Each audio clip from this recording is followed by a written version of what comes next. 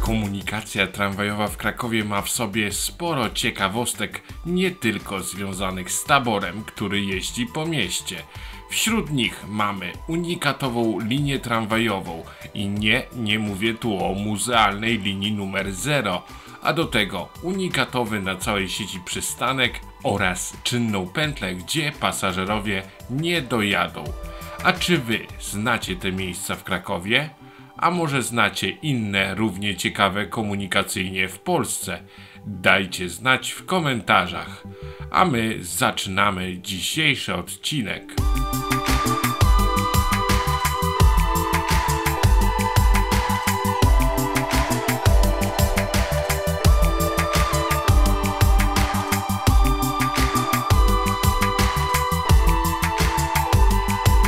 Cześć! Na moim kanale zaraz będzie 100 filmów, a ja od paru lat zajmuję się różnymi ciekawostkami na temat Krakowa, na temat komunikacji miejskiej, zwłaszcza tramwajów.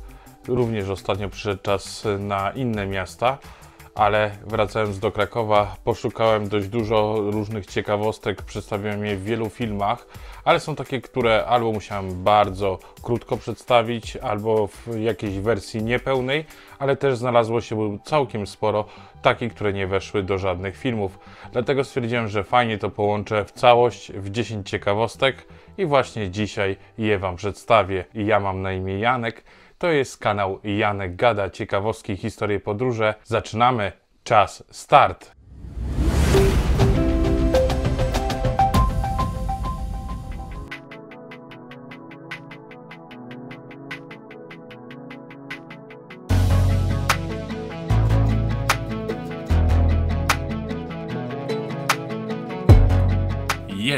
W Krakowie jest tylko jedno takie miejsce, gdzie linie tramwajowe krzyżują się na różnych poziomach, a nie łączą się ze sobą. Chodzi tutaj o skrzyżowanie ulicy Rakowickiej i Lubomirskiego.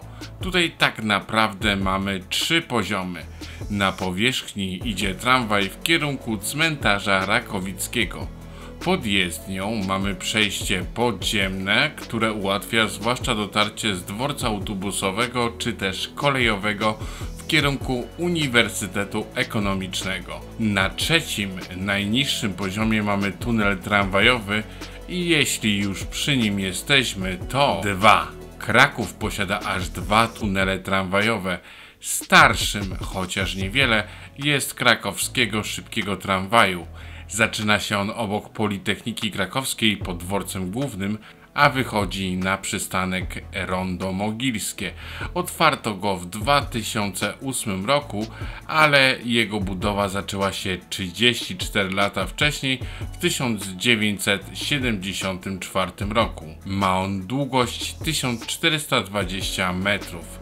Pod ziemią są 2 przystanki tramwajowe.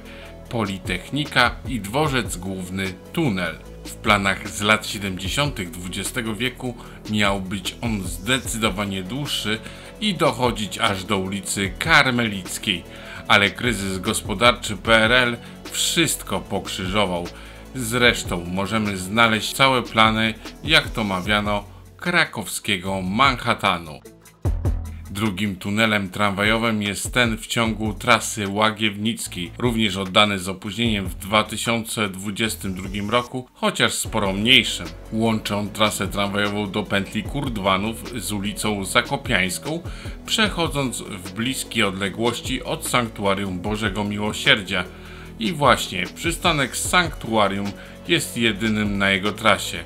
W sumie można też powiedzieć, że są to 2 tunele, bo sam przystanek jest częściowo odkryty.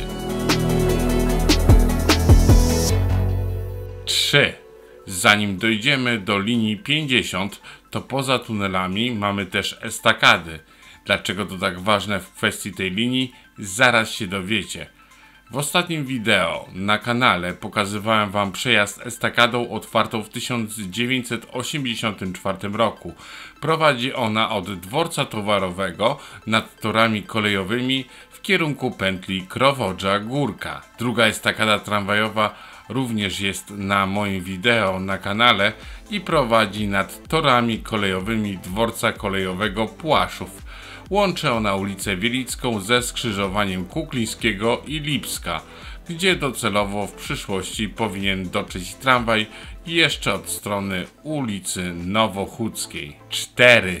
A co dwie poprzednie ciekawostki łączy z linią tramwajową numer 50 i dlaczego jest tak wyjątkowa? Jest to jedyna obecnie w Krakowie linia, która jedzie po obydwu estakadach oraz w obydwu tunelach. Łączy ona pętlę Krowodża Górka z Borkiem Fałęckim. Jednak jest pewne ale. Zwróćcie uwagę na literę A w rozkładzie, bo tak naprawdę część kursów jest skrócona do pętli Kurdwanów. Także jeśli chcecie pokonać tą wyjątkową trasę, musicie trafić na pełną wersję jej. 5. Jeśli już jesteśmy na wyjeździe z tunelu tramwajowego trasy Łagiewnickiej, to trzeba dodać, że tramwaj linii numer 10 pokonuje ostatnią część trasy w przeciwny sposób niż 50 i kończy kurs na pętli Kurdwanów. Po drodze mija wyjątkowy przystanek, jedyny taki w Krakowie.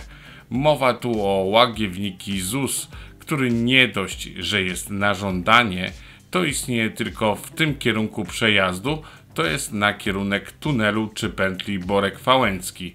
Te dwa fakty stanowią, że nie ma takiego drugiego w Krakowie.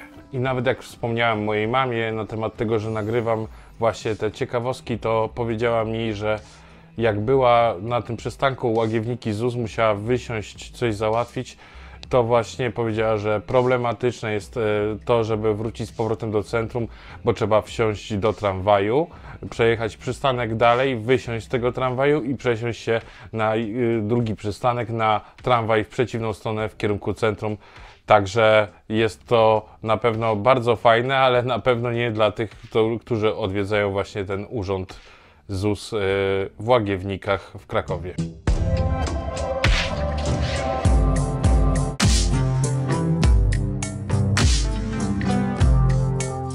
6. Jeśli już jesteśmy przy trasie linii numer 10, ale w przeciwnym kierunku, to przejeżdżają tramwaje tej linii przez Nową Hutę obok wyjątkowej pętli tramwajowej. Mowa tu o pętli pomiędzy przystankami Kopiec Wandy, Bardosa i Fort Mogiła.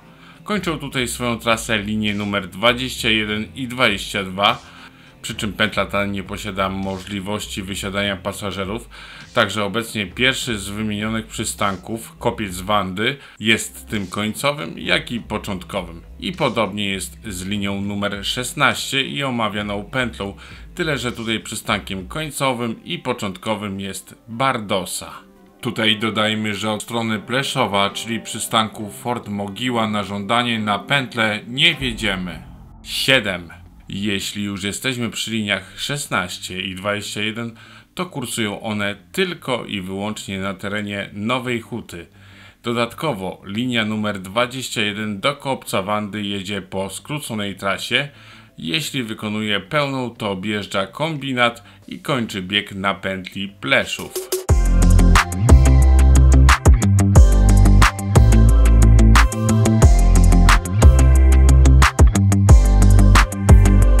Jeśli już dotarłeś do tego momentu, to jestem Ci bardzo wdzięczny. Dziękuję również za dłuższe oglądanie reklam, a także za wspieranie mnie. Jeżeli jeszcze nie należysz do tego grona, to bardzo gorąco zachęcam przez kliknięcie w przycisk Wesprzyj. Tam już od 4,99 zł miesięcznie możecie to zrobić. A ja jeszcze chciałbym bardzo gorąco zachęcić Was oczywiście do dania mi lajka, zostawienia komentarza, a także kliknięcia w subskrypcję, tam w dzwoneczek i jak to zrobicie, tam musicie ustawić sobie, żeby Wam się pojawiały wszystkie powiadomienia.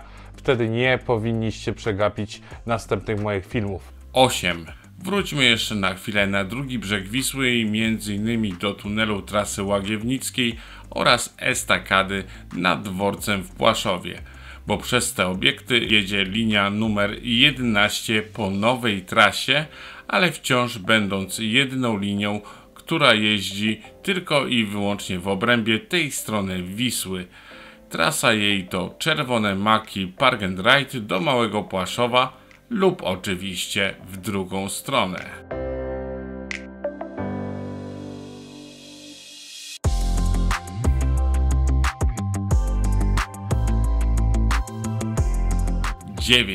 Byliśmy już na jednej nietypowej pętli tramwajowej i była ona pośrednią, skąd co ciekawe tramwaje jadą aż w 3 kierunkach.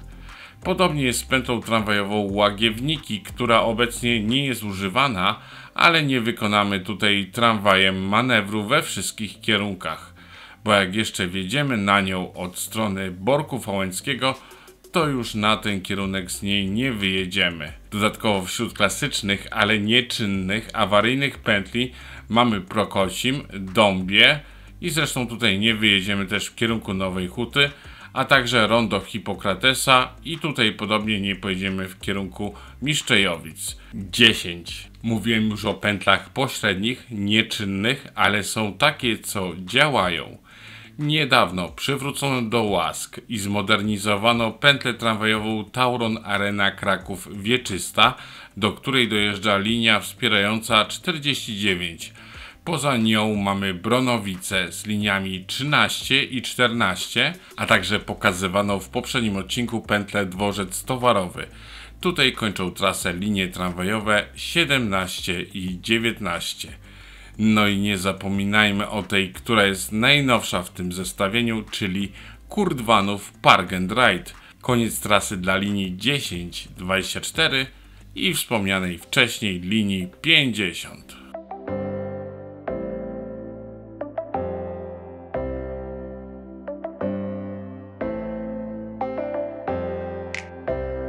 I to by było na tyle w dzisiejszym odcinku, ale ja jeszcze raz gorąco zachęcam, tak jak wspomniałem na początku, już prawie 100 filmów, mamy listopad 2022, jest na moim kanale. Może nie widziałeś wszystkich, dlatego bardzo gorąco zachęcam Cię do kliknięcia. Za chwilę pojawią się proponowane materiały, a więc śmiało, gorąco zachęcam do oglądania, oczywiście do lajkowania, do komentowania, no i do subskrybowania mojego kanału. To by było na tyle w dzisiejszym odcinku. Trzymajcie się, do następnego. Cześć!